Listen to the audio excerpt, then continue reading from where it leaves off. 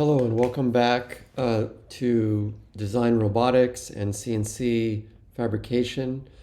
In this series of videos, we're going to learn how to develop a symmetrical form for CNC milling and casting. We're interested also in extracting the curves that we can use for the toolpath generation that we can export from Rhino to a CAM program such as vCarve. I should point out also that in order to work effectively with modular components, that we need to begin to consider symmetrical geometries and face-to-face connections, such as the work that I've shown here from Columbia University's Transitional Geometries course, where we have these sort of cube endings that enable both rotation and mirroring because they have the same dimensions in both axes. So from a simple shape that you might be able to carve on a CNC machine, we can then use the 4 or 6 faces of rotation and mirroring to then be able to connect those faces in separate modules to create a more complex assembly. If you go onto Pinterest and search for these things, you'll find many examples. If you look for like symmetrical operations, or if you look for Erwin Hauer or anything like that, you'll start to get plenty of examples that you can use for inspiration. And the idea is to have things that are three-dimensional and that can generate form along 2 or more axes, so that you can generate more complex assemblages like this one here. So with that, let's have a look at the geometry that we're going to start off with, which is this sort of X-shaped piece in Rhino. And the idea here is that we have, something that is more or less symmetrical. We could use something that is also bending up and down in the z-axis, but I wanted to start out with something simpler. All right, the next step, we can see that we have our solid object that we would like to use as a positive form. It's buried inside of this block representing a 4-inch high milling block. If you want to work with something smaller, that's fine. And our goal is to then use it to slice in half the block and to carve out the shape. So in order to do that, you really want to start out with half the height of the block, or you want to take your initial mass and slice it in half with a surface. Any way you do it, you want to end up with a block representing half the height or the 2 halves of your mold. All right, so because this object is completely symmetrical along the horizontal axes, we really can just use half the mold and carve that out and then duplicate it so we have both the top and bottom halves. If you had something that was asymmetrical along the horizontal plane, then obviously you'd have to make 2 separate molds with different shapes for the bottom half and the top half. So I've copied the object over to half the height of our block so we can get the two surfaces or 2 blocks to carve. I'm just going to use the difference command. So this is the solid difference command this time. And it's asking, what do we want to subtract from? So we're going to subtract from our block. And then what do we want to subtract with? And I'm going to say we want to delete that object because we won't need it. And I'll say I'm going to subtract with our blue object. And it creates the surface that is the negative shape that we ultimately want to end up with when we produce our mold. You have to be careful that you don't have shapes that will produce undercuts.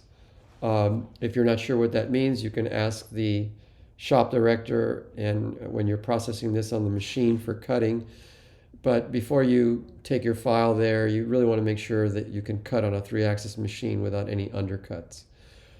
Once we have this geometry, the next thing we want to do is extract the contours that we can use for generating our toolpaths. So we'll look at that in a second. It requires first slicing our negative mold, and the distance between each slice layer should be equivalent to how far you're stepping down each time on the milling machine. So if you're going down 1/8 of an inch with each pass, then the spacing for these contour lines would be 1/8 of an inch. So let's look at that in detail to see how we generate these, which is running the contour command in Rhino. So now that we have our negative shape, we're going to generate contours for this shape to be able to mill it. So we're going to run the contour command, and this asks you to select the object that you want to slice. Make sure you don't have project on, because then it won't slice anything. We're going to start with the bottom and go up to the top. We have here the slice interval or distance. So in this case, if I'm going to do a step down on the mill of 1/8 of an inch, then you want 0.125. And it generates the slice contours for you. What I would do with these is just move them off to the side. And these are two-dimensional curves, but they're raised up in the z-axis to represent your three-dimensional object. The last thing we want to do with this is make a copy of these. So we'll copy them over, just so you have a set that's still representing 3D. And we really don't need all of these edge contours. We just need the ones for the object that we're going to slice or mill. So you can get rid of most of these. I'd like to keep the one on the bottom as a registration frame. And what we'll do is we'll go up to the top view for the ones that we want to flatten, and we'll select only the ones on the interior, not the exterior frame. And we'll say project to C-plane.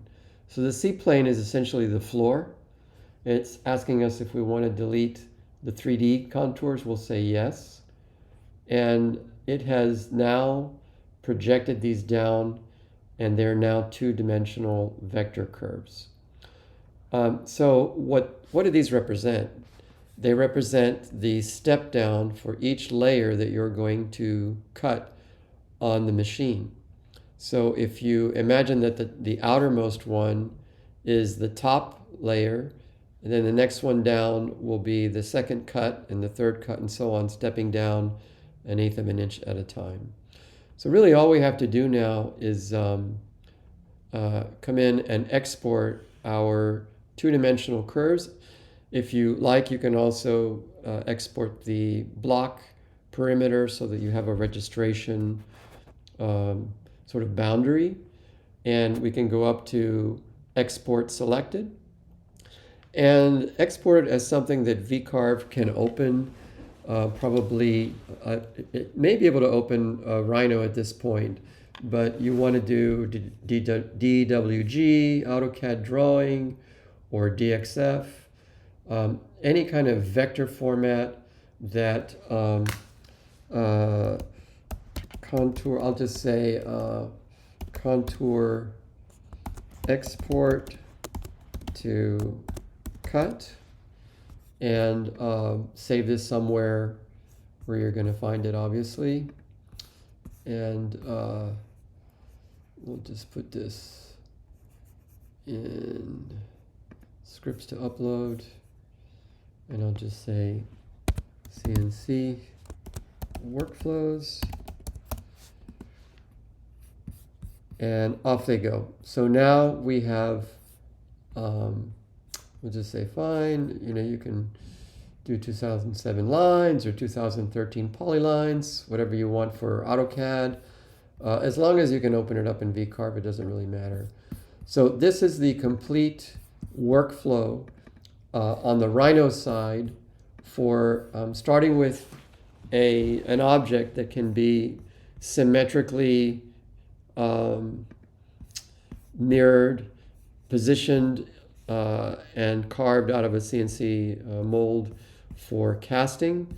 It's a way to precisely generate the three-dimensional geometry and extract the two-dimensional toolpath geometry that you need to cut this.